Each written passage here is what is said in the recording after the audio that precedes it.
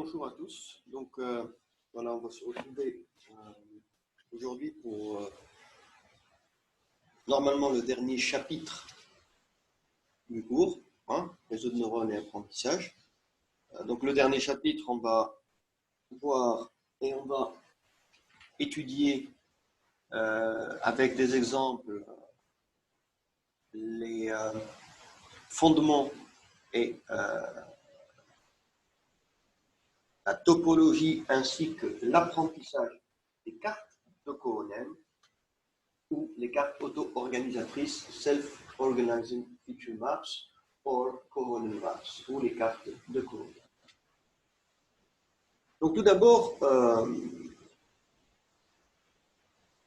la philosophie des cartes de Cohen diffère de celle qu'on a vue pour les réseaux de neurones MLP, PMC, les perceptrons multitouches, et les réseaux de neurones RBF, à fonction radiale. Donc, ils diffèrent dans le sens où les cartes de Cohen sont utilisées principalement et ne peuvent être utilisées dans d'autres cas que pour l'apprentissage non supervisé. D'accord? Donc, je répète, c'est pour faire un apprentissage non supervisé et donc effectuer des tâches de clustering en classification. Donc, les cartes de Cohen ne sont pas utilisées pour faire de l'approximation de fonctions et ne sont pas utilisées ou rarement utilisées pour faire de la classification proprement, c'est-à-dire avec des sorties connues ou des classes connues a priori. Les cartes de Cohen sont utilisées pour faire de la réduction de données, d'accord, et de la réorganisation en cluster, donc du clustering. Voilà. Donc voilà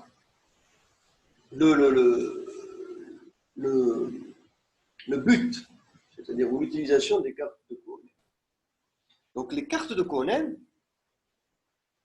communément désignées par SOM, donc vous allez trouver dans la littérature, ou SOM, Self-Organizing Maps, ou alors SOFM, Self-Organizing Feature Maps, ou alors tout simplement carte de Cohen ou Cohen Maps. Donc tout ça, c'est le même jargon, ça veut dire la même chose. Ici, je vais dire les cartes de Cohen. Pourquoi les cartes de Cohen? Parce que ces cartes-là, ou ces réseaux de neurones, ont été introduits par Twivel Cohen, d'accord, en 1981. Donc là, je vais juste vous montrer Twivel Cohen. Alors, que je puisse... Twivel Cohen. D'accord.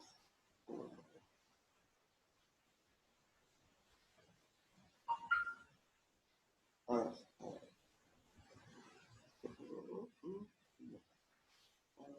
je trouve pas que le... Voilà.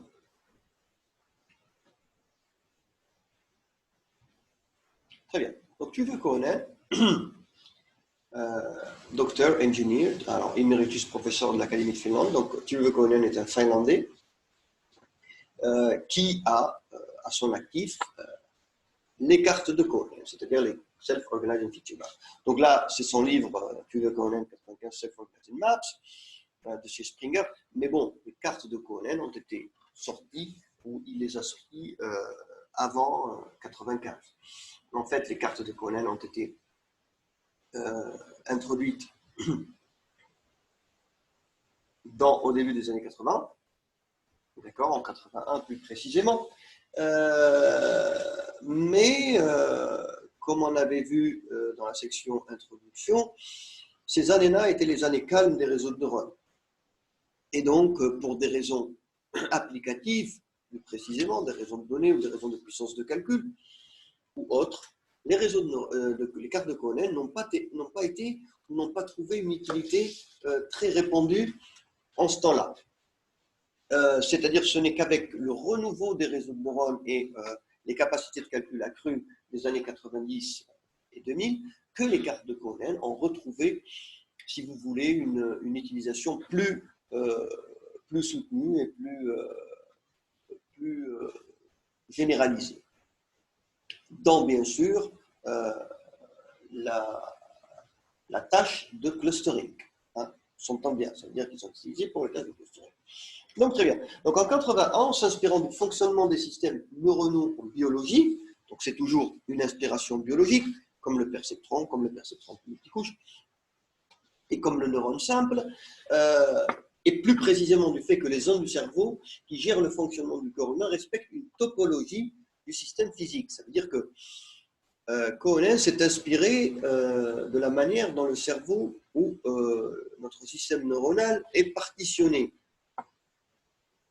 C'est-à-dire que chaque partie du cerveau, le lobe frontal ou le cortex droit, etc., sont dédiés à un fonctionnement ou sont dédiés pour un fonctionnement précis. Ça veut dire que chaque partie du cerveau est dédiée à faire ou à gérer une partie du corps humain ou une partie de nos sentiments ou une partie de notre de nos agissements de tous les jours. Donc, d'un point de vue informatique, on peut traduire cette propriété de la façon suivante.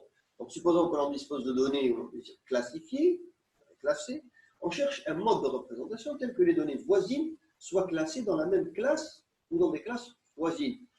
Ça veut dire que tout ce qui est similaire, en fait, on va essayer de le classer, de le mettre pareil. Voilà. Donc, en fait, si on prend l'exemple, voilà, on va prendre un exemple un peu plus schématisé, un peu plus simple. Imaginez un tamis, Sayar, pour tamiser des formes. Regarde comme Sayar, et puis vous avez trois formes, par exemple un triangle, un carré, puis un cercle. Et puis vous avez des centaines, voire des milliers de formes qui vont se déverser dans ce tamis. Ça veut dire, des triangles, des cercles, des carrés, etc. Et au fur et à mesure que vous allez tamiser, eh ben, vous allez avoir les triangles qui vont sortir du triangle, les cercles du cercle et les carrés, les formes en carré, de la forme carrée. Maintenant, si vous positionnez ces formes dans le tamis, c'est-à-dire à des endroits distincts, eh ben, les triangles vont sortir en haut à droite, les carrés vont sortir en haut à gauche, et puis les cercles vont sortir en bas du tamis. Donc voilà, donc toutes les formes qui se ressemblent, ça veut dire les cercles, vont sortir ou vont être induites ou dirigées vers la même place. Donc on va classer les données similaires dans un même endroit de la carte. Donc ces types de réseaux de neurones artificiels largement montré leur efficacité pour la classification de données multidimensionnelles, mais malheureusement ils sont restés ignorés de nombreuses années, comme on dit, pour des raisons de puissance de calcul, de données, etc. Très bien. Donc on va parler, après tout à l'heure, on parlera des vecteurs dits référents, ou des prototypes, ou vecteurs prototypes, etc. Mais bon, pour l'instant, je ne vais pas en parler, jusqu'à ce qu'on ait de plus en plus d'informations sur l'architecture, sur comment se fait l'apprentissage des cartes de Cohen, etc. Très bien. Donc, en résumé,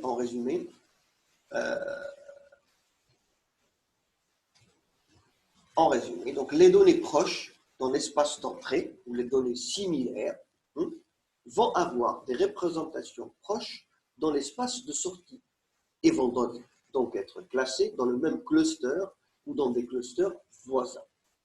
Le but, c'est, in fine, pour des données proches dans l'espace d'entrée, donc pour nos entrées, on va avoir des sorties. Pour des données proches dans l'espace de sortie, on va avoir des sorties proches dans l'espace de sortie. Voilà, donc on va en faire, on a un mapping entre les entrées et les sorties, mais ce mapping va être de dimensions bien sûr moindres. Voilà, on va avoir donc des dimensions qui sont plus petites. C'est utilisé pour la réduction de dimensions. Très bien. Donc, le premier point abordé, ça va être les architectures de la carte de Cohen. On va voir l'architecture ou la topologie de la carte de Cohen. Donc, la structure d'une carte de Cohen est composée de M neurones éparpillés sur une grille régulière, de dimension habituellement 1 ou 2 dimensions. Donc là, je vais expliquer un peu. Bon, on va se baser sur la dimension 2, mais en fait,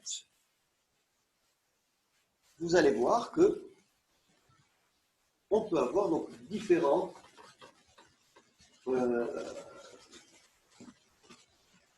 types de cartes de Cohen. D'accord. Donc voilà, on va essayer de faire. Donc on peut avoir la carte unidimensionnelle. Donc imaginez une carte unidimensionnelle en fait, c'est quoi? C'est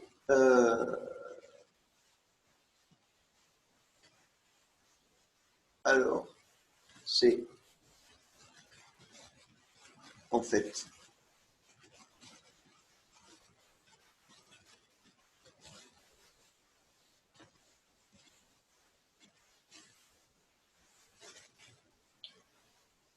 fait donc des neurones. Mais bon. Donc on va avoir des neurones, ça.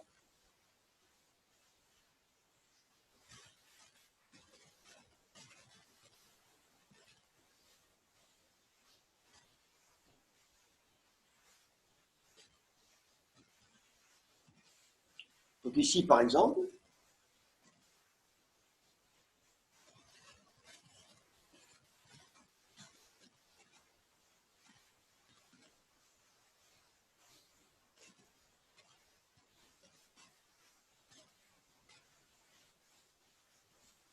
qu'est-ce qu'on a? On a en fait une carte de Cohen à une seule dimension avec 1, 2, 3, 4 et 5 neurones.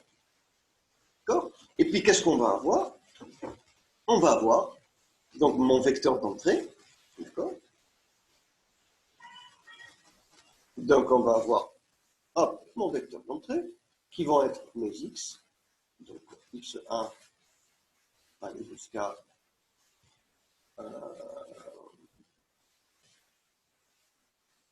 xq. D'accord? Et puis, donc ces entrées-là, en fait, ils vont être liées. Enfin, on va avoir donc nos entrées.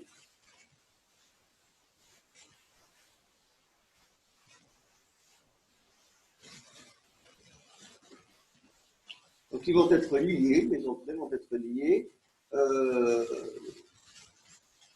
Voilà.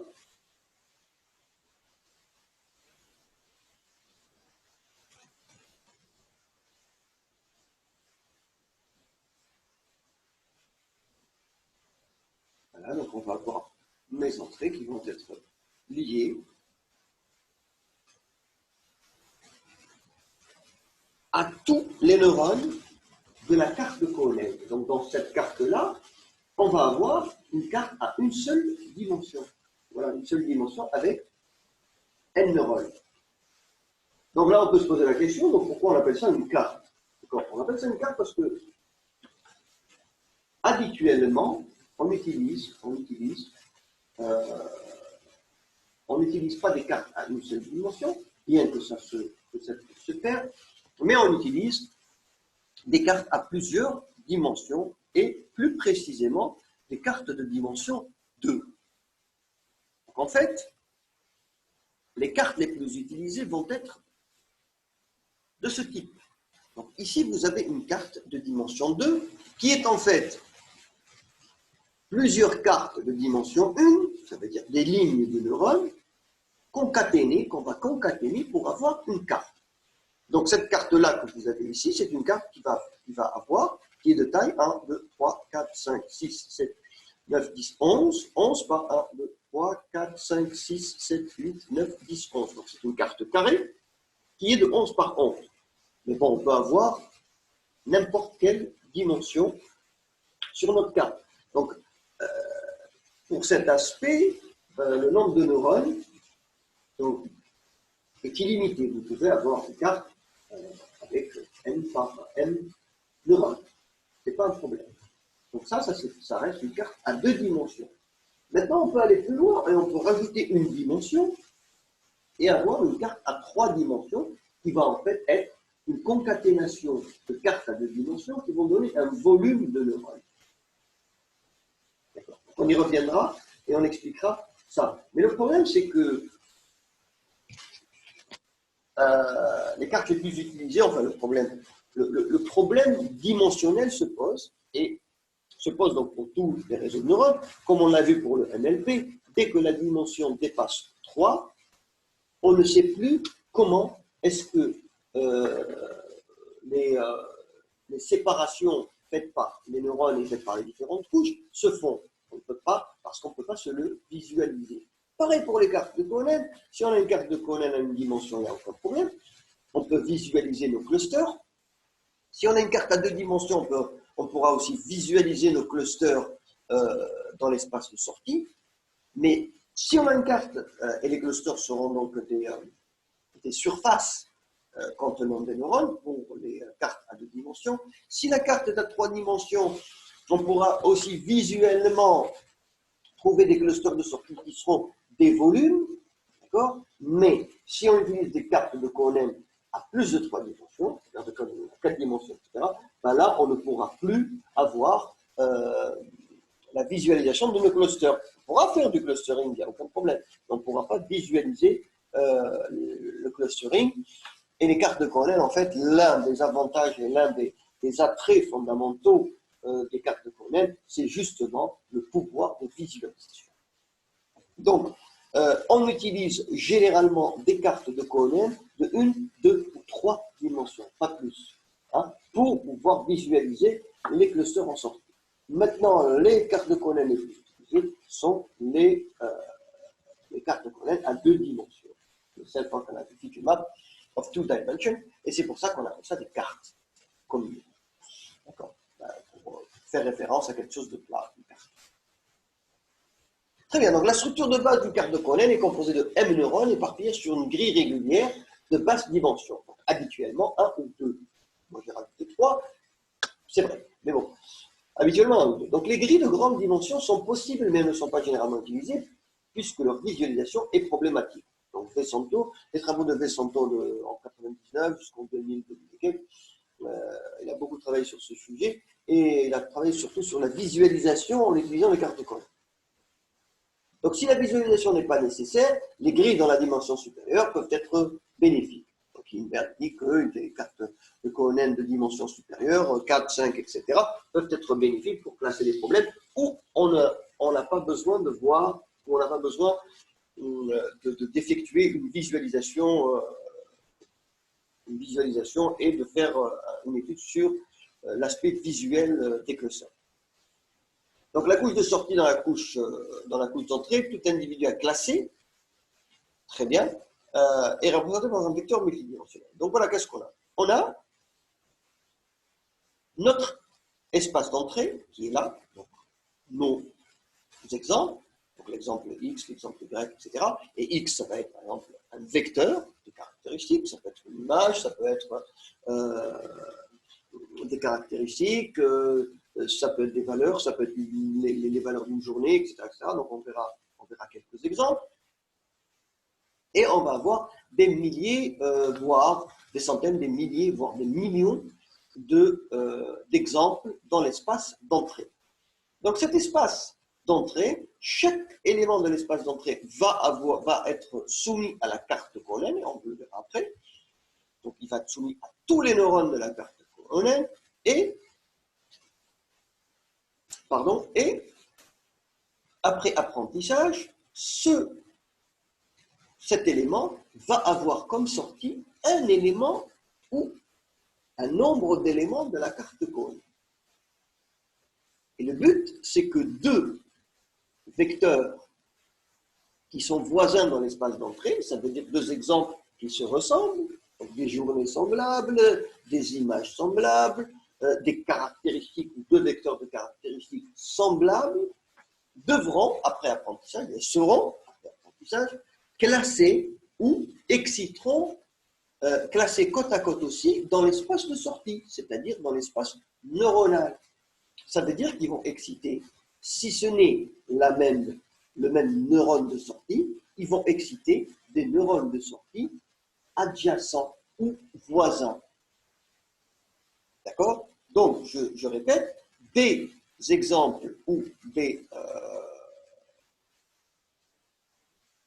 images ou des éléments de l'ensemble d'entrée voisins seront aussi voisins dans l'espace de sortie. C'est-à-dire qu'ils seront classés dans le même cluster.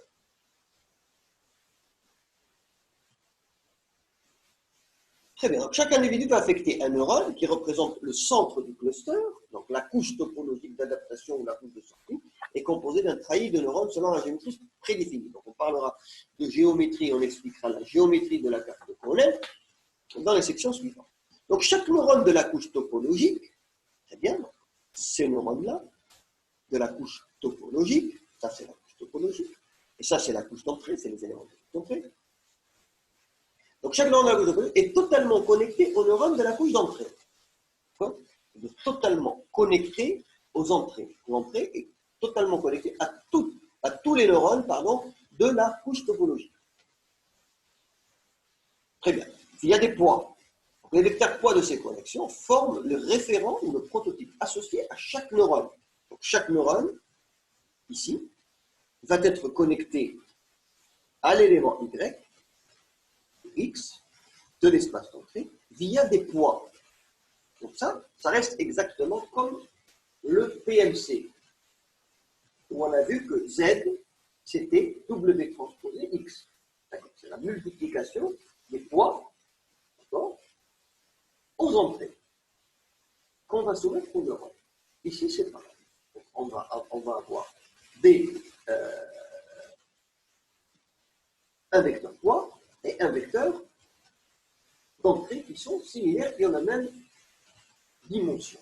Très bien. Et puis après, on va voir comment c'est-à-dire les opérations arithmétiques et mathématiques qu'on va faire pour justement faire l'apprentissage de ce neurone. C'est là où il y a une différence avec les réseaux de neurones PMC et les réseaux de neurones RDR. Très bien, donc là, on va former le prototype associé à chaque neurone. Il est de la même dimension que le vecteur d'entrée. Donc, le vecteur d'entrée et le vecteur de poids de chaque neurone sont de même dimension. Pendant la phase d'apprentissage, le processus d'auto-organisation permet de concentrer l'adaptation des poids des connexions essentiellement sur la région la plus active. On verra ça. Ça veut dire au fur et à mesure de l'apprentissage, si cette région est active pour ce type d'entrée, eh ben, ça va être renforcé au fur et à mesure de l'apprentissage pour les entrées qui sont du même type ou qui sont voisins. Donc, cette région d'activité est choisie comme étant le voisinage associé au neurone. Donc, on verra aussi la notion de voisinage. On parlera associé au neurone dans l'état le plus actif, c'est-à-dire la notion de voisinage, par rapport à quoi? Par rapport au neurone le plus actif, qui va être identifié comme le neurone gagnant. Donc, le critère de sélection du neurone gagnant est de chercher celui dont le vecteur poids est le plus proche au sens de la distance euclidienne de l'individu représenté. Donc en fait, voilà, là vous avez une idée de comment on va faire l'apprentissage, on le verra, c'est-à-dire tout à l'heure en détail. C'est-à-dire que le vecteur poids va tendre à être égal au vecteur d'entrée. Eh bien, ici, il est égal, donc on a si vous voulez, un neurone gagnant. Le neurone gagnant, c'est celui qui aura, c'est celui dont le vecteur poids, le WJ, sont les plus proches du W, du vecteur d'entrée X et Y.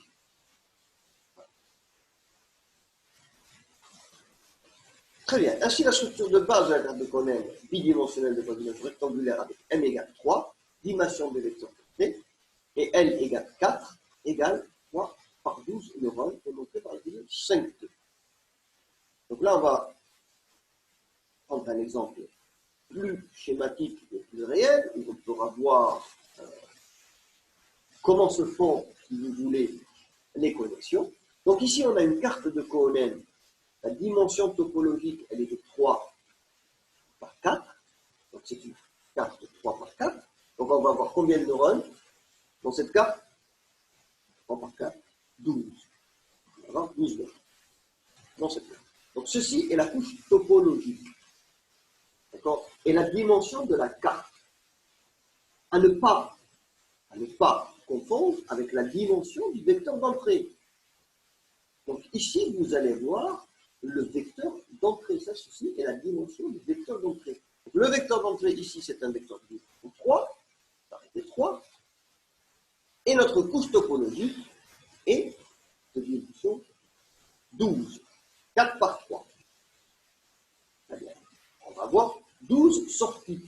Donc, vous voyez que les sorties, c'est équivalent à avoir 12 sorties. Et en entrée, on n'a que 3 entrées qui représentent notre vecteur pour chaque élément d'entrée.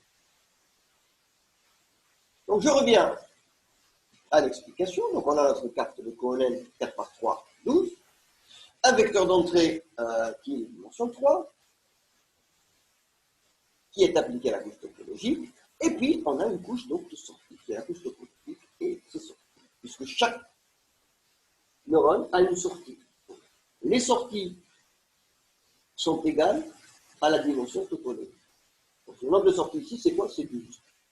Donc chaque entrée de la somme est connectée à tous les neurones par les poids correspondants de WJ. J égale 1 jusqu'à N et I égale 1 jusqu'à N.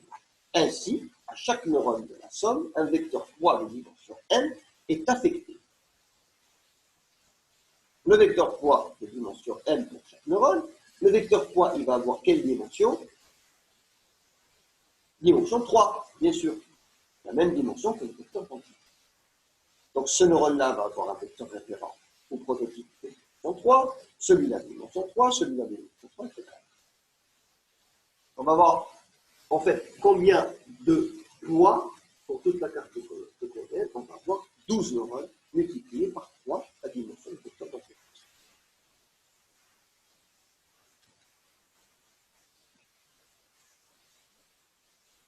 Très bien.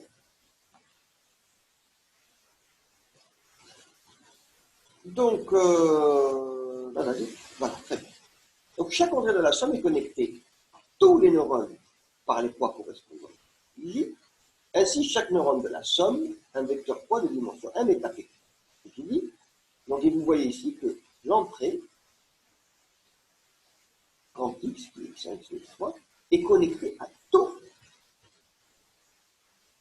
les neurones de la somme. On a une connexion fully connected, ça veut dire une connexion totale de la couche d'entrée vers la couche topologique, via bien sûr les poids de WI.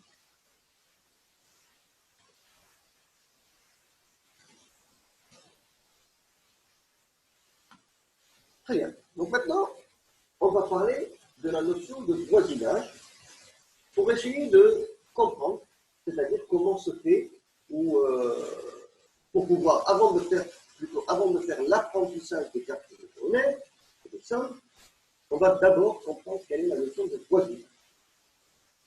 Et comment ce voisinage peut être matérialisé ou peut être compris.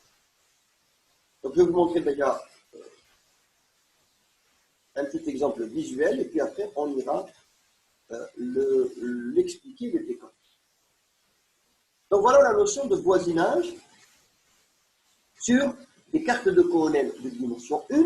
Là vous voyez une carte de dimension 1, carte auto-organisatrice. Là vous avez une carte bidimensionnelle, c'est-à-dire de dimension 2, avec voisinage rectangulaire. Donc la forme du voisinage et la notion de voisinage, on va le voir. C'est-à-dire la forme du voisinage et le rayon de voisinage.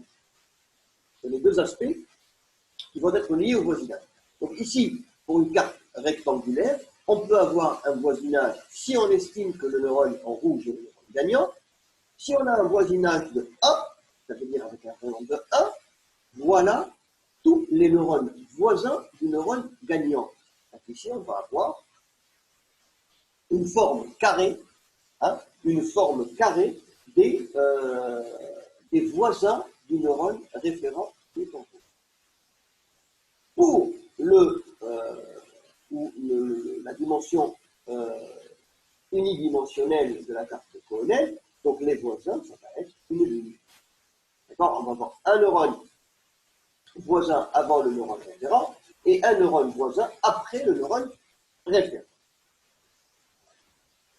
Donc, voilà.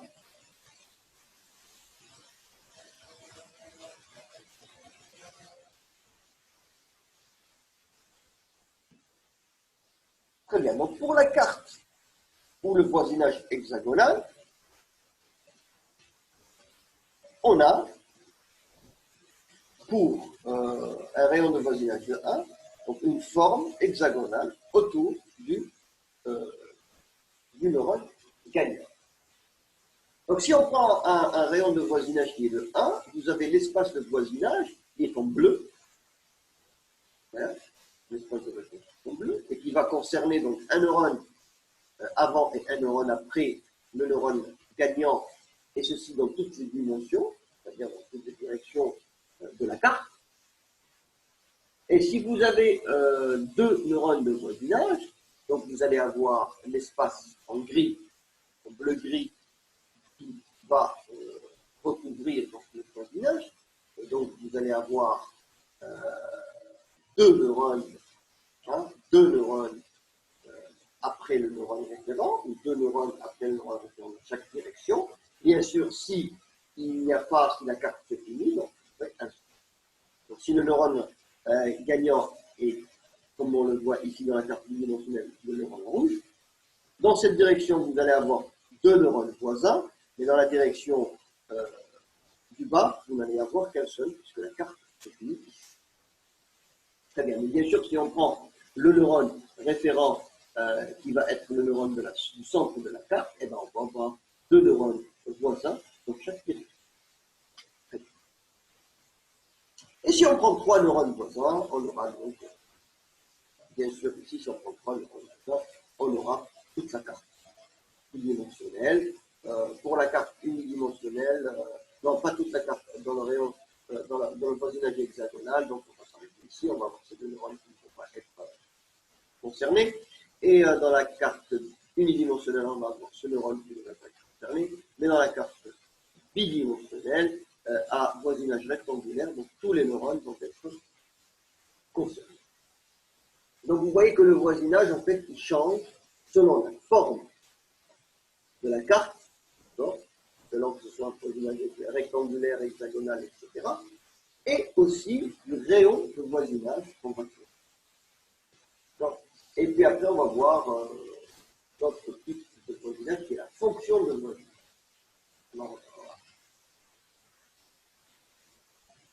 Très bien. Donc on peut utiliser deux façons pour repérer une unité sur une grille. Donc la première, c'est de numéroter les unités. Donc là, si on numérique les unités de grille ligne par ligne, c'est-à-dire 1 à U, 1, 2, 3, 4, 5, 6, 7, jusqu'à 12. Dans la seconde, on affecte la unité X et coordonnées cartésiennes. Si on a une carte organisatrice, donc ici on peut dire que ce neurone c'est le neurone 1, 2, 3, etc. Ou alors ce neurone c'est le neurone 1, 1, ce neurone c'est le neurone 1, 2, ce neurone 2, 1, 3. Ce neurone c'est le neurone 2, 1, 2, 2, 2, 3, 3, 1, 3, 2, 3, 3, 4, 1, 4, 2, 4, 3, etc. Mais là n'est pas le problème. Très bien. Donc pour la ficelle, ces deux façons sont identiques, bien sûr. On définit le voisinage de rayon R d'une unité U notée VU comme l'ensemble des unités U situées sur le réseau à une distance inférieure ou égale à R, qui est le rayon du voisinage. Donc,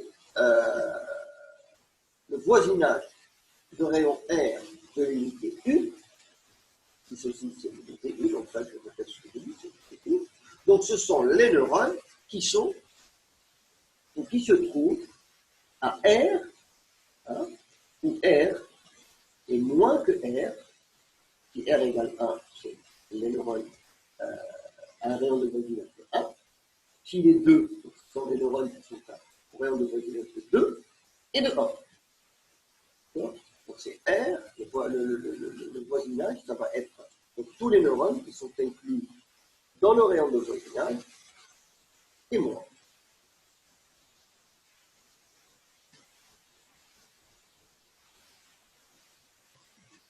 En utilisant notre équation cartésienne, on peut définir la distance D par DU U0 égale max de IU IU0, U0 c'est le tout à l'heure, JU moins JU0 pour une grille, pour la grille DU U0 égale max IU moins IU0 égale max JU moins JU0. Donc dans les deux cas, VR U0, donc le voisinage, d'accord, voisinage par rapport à R de l'unité ou du neurone U0 égale U inclus dans 1. U égale BU U0 inclus dans 1. Donc on va expliquer ça, ça c'est la formule mathématique. On va voir un exemple. Donc l'exemple, dans le cas d'une grille 5 par 5, d'accord, si on est dans la figure 5 de C. 5 de C. On est là. Donc c'est une carte de coordonnées 5 par 5. 1, 2, 3, 5.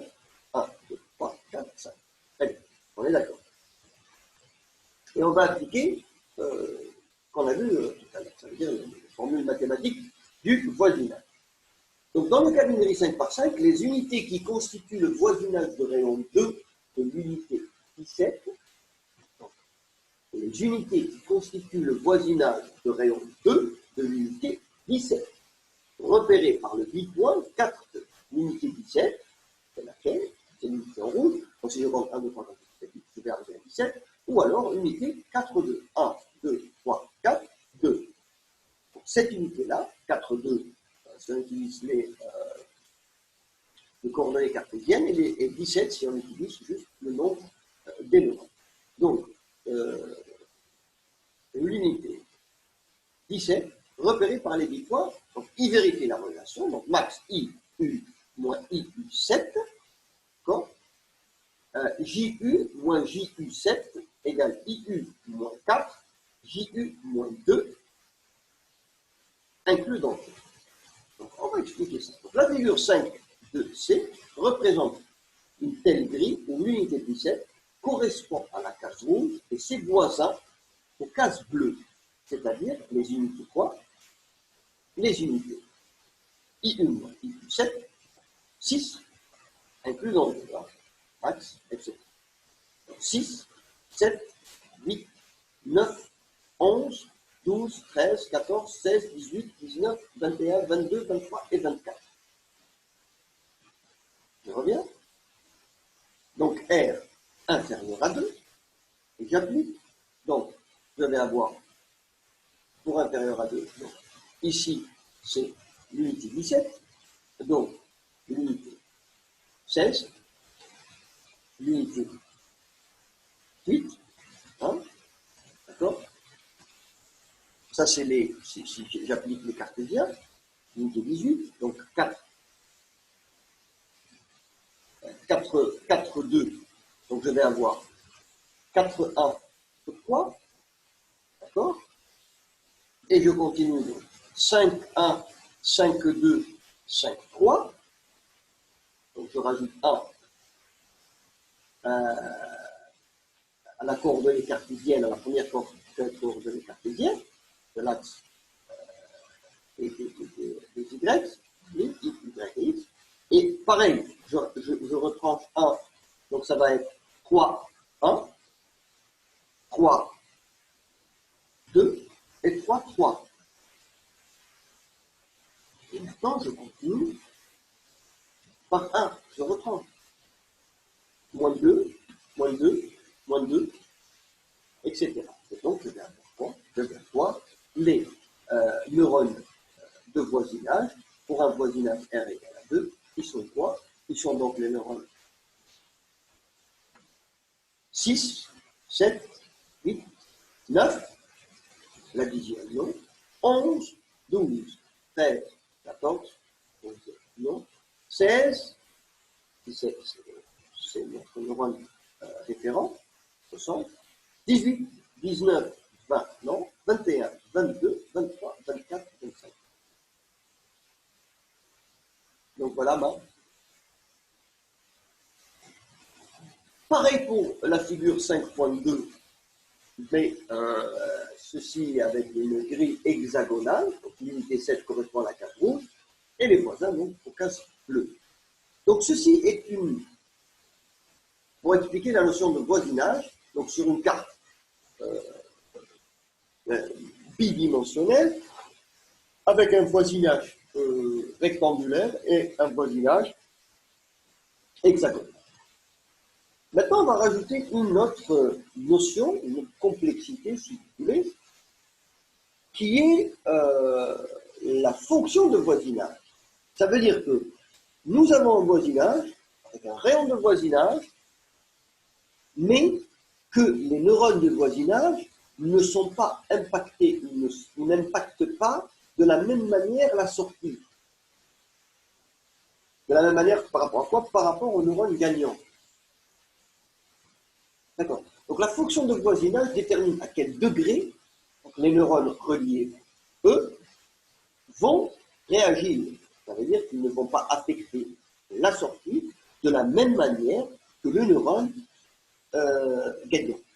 Ça veut dire que, allez, on va dire que le neurone gagnant va être égal à 1, si la sortie du neurone gagnant va être égale à 1 pour tel vecteur d'entrée, eh ben, les neurones voisins ne seront pas affectés de la même manière et ne seront pas égales à 1, n'auront pas une sortie égale à 1. Mais cette sortie-là va être dépendante d'une fonction de voisinage. Donc la fonction de la voisinage la plus simple est la fonction bulle. Donc si on applique la fonction bulle, tout le monde va être impacté de la même manière. Très bien. Donc j'explique. Ici, si j'applique la fonction bulle, tout ce voisinage-là va avoir une fonction qui a la même valeur de sortie pour tous les neurones de voisinage. Ça veut dire que si la sortie du neurone gagnant est égale à 1, eh ben les neurones voisins, tous les neurones voisins vont avoir la sortie qui va être égale à la sortie du vecteur du neurone gagnant et ils vont aussi avoir une sortie égale à 1.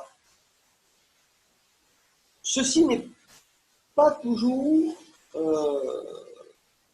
recommandé. Pourquoi? Parce qu'il faut toujours laisser le vecteur gagnant, lui laisser la sortie la plus prépondérante, la plus forte. Bien sûr, il faudra que les vecteurs voisins aient une influence et une sortie par rapport, c'est-à-dire à ce neurone gagnant, puisque ce sont ses voisins, ils doivent affecter la sortie, ou là, ils doivent, c'est-à-dire participer à l'effort de clustering, mais peut-être pas de la même manière. Donc une autre fonction, donc la fonction bulle, elle est constante sur tout le voisinage du neurone gagnant et 0 ailleurs. Ça veut dire que, c'est ce que je disais, ça veut dire qu'elle va être égale sur tout le voisinage du neurone gagnant et elle va être égale à 0 ailleurs. Ça veut dire que dès qu'on sort du voisinage, ça va être 0, mais dès qu'on rentre dans le voisinage, toutes les sorties vont être égales. Toutes les sorties vont être égales. Si c'est égal à 1, ça va être égal à 1. Donc une autre fonction de voisinage très utilisée est la fonction gaussienne. Et donc on a déjà vu, c'est la même fonction que la fonction du neurone RDF, la gaussienne qui est RDF.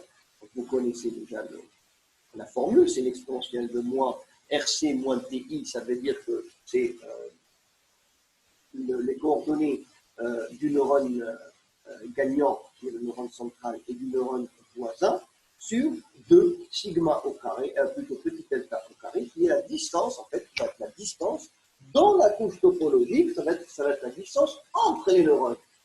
Attention, ce n'est pas les distances entre les éléments d'entrée, ce n'est pas la distance entre les vecteurs d'entrée, c'est la distance entre les neurones de la couche topologique. Donc RC est l'emplacement de l'unité C sur la grille de la carte, c'est-à-dire l'unité centrale, c'est-à-dire le neurone gagnant de la carte, et petit delta t est le rayon de voisinage au temps t. C'est-à-dire la distance entre le neurone gagnant ou le neurone de base, centrale, et les neurones voisins, qui est égal au rayon du voisinage. Donc les quatre fonctions de voisinage les plus connues sont montrées dans la figure 5 de A. La fonction de voisinage et le nombre de neurones déterminent la granularité des résultats. Donc plus la région où la fonction de voisinage a des valeurs élevées, d'accord, élevée et grande, plus la carte est rigide. D'accord, on va expliquer cette notion. Plus la fonction de voisinage a des valeurs élevées et grandes, d'accord, plus la carte est rigide. Ça veut dire que on va affecter tous les neurones ou une grande partie des neurones de la même manière. Plus la carte est grande, plus elle devient flexible. Donc bien sûr, maintenant, ça reste une heuristique. Et le nombre de neurones ou la taille de la carte cornéenne, elle dépend, en fait, elle dépend des données et du nombre de clusters que vous avez. Donc si vous avez un problème où il y a, je ne sais pas moi, 20 clusters, il serait inadéquat, il ne serait pas pratique de mettre une carte qui est petite. Ça veut dire qui est relativement petite. Une carte, par exemple, de 5 par 5 ou de 10 par 10. Pourquoi? Parce que vous avez une vingtaine, une quinzaine de clusters, avec les voisinages, etc. Donc ces clusters-là vont être représentés sur la carte les uns sur les autres. Donc vous allez avoir besoin d'une carte qui est plus grande. Et inversement. Donc la taille de la carte dépend bien sûr du problème. Les problèmes dépendants des problèmes dépendants des autres. Donc la fonction de voisinage et le nombre de nombres détermine la granularité des résultats. Donc, plus la région de fonction où la fonction de voisinage a des valeurs élevées et grandes, plus la carte est riche. Hein. Plus la carte est grande, plus ça devient petit. Cet effet détermine les possibilités d'exactitude et de généralisation de la somme. Bien sûr, la taille de la somme affecte les caractéristiques de généralisation de la carte. Donc là, on va voir la figure 5.2.1 pour voir les différents types de fonctions de voisinage. Donc ça, c'est la fonction bulle. Donc tout ce qui est à l'intérieur du voisinage va être impacté ou affecté de la même manière que le neurone central. Ici, c'est la fonction gaussienne. Donc plus on s'éloigne du centre, plus on a une valeur qui va être plus petite. Ça veut dire que les neurones qui sont loin du centre, les neurones voisins qui sont loin du centre vont être impactés d'une manière où leur effet va être moindre que ceux du neurone gagnant, c'est sûr. Mais ça va être par une fonction gaussienne. La fonction coupe gaussienne, c'est-à-dire c'est une fonction gaussienne jusqu'à un certain point, où après ce point-là, ça veut dire qu'on va avoir une valeur qui est nulle, une valeur qui est zéro. Ça veut dire que par rapport à un certain point, par rapport à jusqu'à un certain voisin, après ce voisin-là, même s'il est voisin, mais son effet va être nul. Le voisin est inclus ici, son effet va être nul. On va couper. Et la fonction Eponchikov, qui ressemble à la fonction gaussienne, qui entre en fait la coupe gaussienne et la bulle gaussienne. Donc voilà, là, on a vu les types de voisinage. On y reviendra lors de l'apprentissage. Très bien. Donc voilà, ce qui nous amène maintenant, qu'on connaît c'est-à-dire la topologie de la carte de Cohen, et donc on va se focaliser sur une carte à deux dimensions, mais vous pouvez généraliser le processus.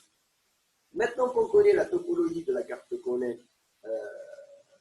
et sa composition, maintenant qu'on connaît aussi la notion de voisinage par rapport au neurone gagnant et la notion de fonction de voisinage, on peut aller vers l'algorithme d'apprentissage. Alors, juste quelques mots pour finir cette séance. Concernant l'algorithme d'apprentissage, c'est un algorithme d'apprentissage par compétition. Donc, il n'est pas basé sur les gradients, il n'est pas basé sur l'algorithme LMS comme on avait vu, c'est un apprentissage qui est basé sur la compétition. C'est un apprentissage par compétition qui se déroule aussi sur 2 phases. Donc, dans ce point-là, il est similaire à l'algorithme de rétropropagation qui se déroule sur 2 phases, la phase de propagation avant la phase de propagation arrière, similaire à l'algorithme d'apprentissage RBF qui se fait aussi en 2 phases. Ici, ça se fera en 2 phases. Une phase de compétition et une phase d'adaptation de l'autre. Donc voilà, je vais m'arrêter là pour vous laisser vous inspirer et comprendre cela. Et on se voit donc pour la prochaine séance pour voir l'algorithme d'apprendre